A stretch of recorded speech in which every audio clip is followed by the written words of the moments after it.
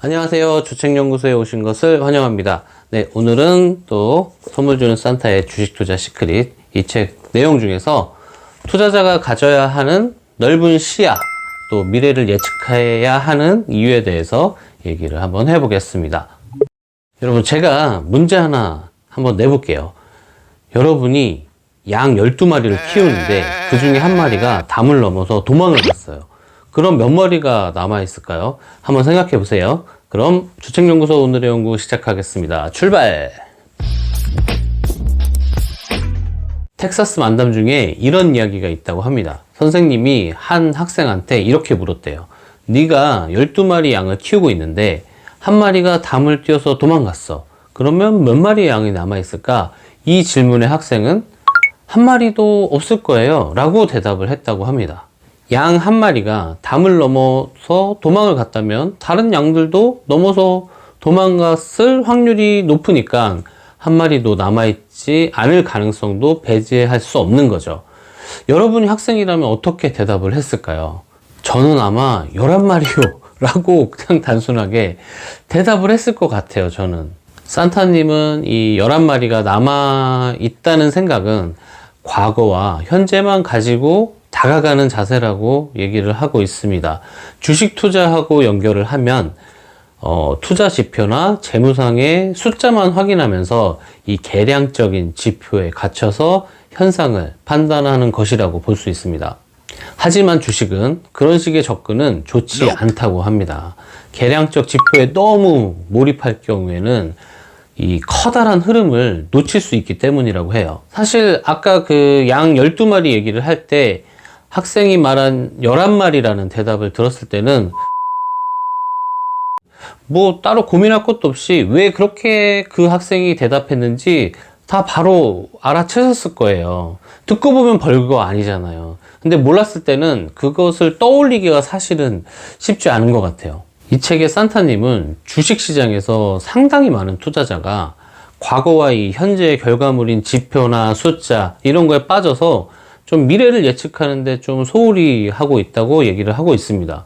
투자를 결정할 때 이제 그 기업의 과거와 지금 현재뿐만이 아니라 앞으로도 이제 그 우량한 재무 상태를 유지하면서 발전할 수 있는지를 봐야 되는데 그런 거에 대해서는 조금 소홀히 하고 있다 이렇게 얘기를 하고 있어요. 주식에서 성공하기 위해서는 통찰력 있게 이 사물과 이 세상을 좀 종합적으로 바라봐야 성공 확률이 좀 높아진다고 합니다. 제가 오늘 이 파트를 읽으면서 그동안 여러 유튜브나 방송에 나왔던 슈퍼개미 분들이 좀 많이 생각이 나더라고요. 예를 들어 슈퍼개미로 요즘 유튜브 활동도 정말 많이 하시는 이 김정환 님이라고 계세요. 그 유튜브도 엄청 많이 하시거든요. 근데 예전에 우리나라의 이 정부 주도로 전국에 이 자전거 도로가 깔리는 걸 보고 삼천리 자전거에 투자를 해서 큰 돈을 버셨다고 얘기를 하신 적이 있으세요? 그리고 또 이 VIP 자산운용이라는데 이 최준철 대표님이라고 계세요. 이분 좀 투자 마인드나 철학들이 좀 뭐랄까 저는 정말 재밌었고 이분 방송 봤을 때 좀 좋게 봤었거든요. 근데 이분은 또 우리나라 좀 음료 시장이 커피로 넘어가는 걸 보고 예전 얘기예요.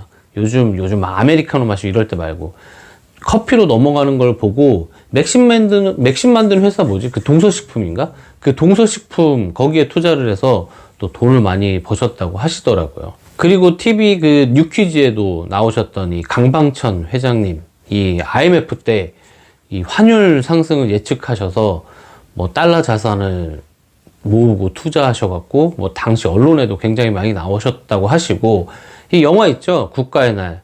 국가의 날이래. 국가부도의 날. 그 영화 있잖아요. 거기에 주인공인 유아인의 정말 실제 모델이라고 하시더라고요.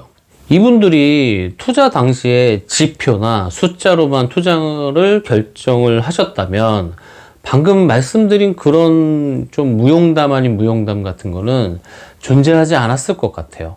책에서 나오는 얘기는 아니고 제 개인적인 의견이지만 숫자, 지표 같은 것들을 뭐 무시하라는 얘기는 아닐 거예요. 미래는 결국 과거와 현재의 흐름에 의해서 만들어지는 것이라고 저는 생각을 하거든요.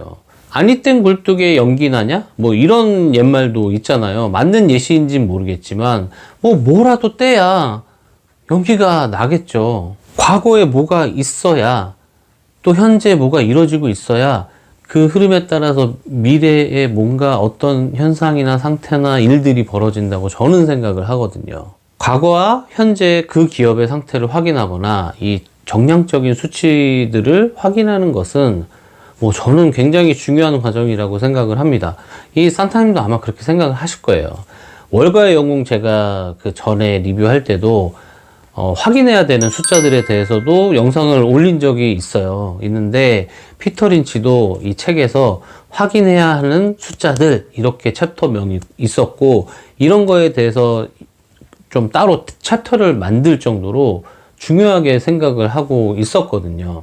이 선물 주는 산타님이 책에서 전하고자 하는 핵심은 좀 이런 숫자들에 집착하는 좀 투자자를 많이 봐왔기 때문에 숫자들이 전부는 아니다 라는 것을 말씀하시는 것 같습니다.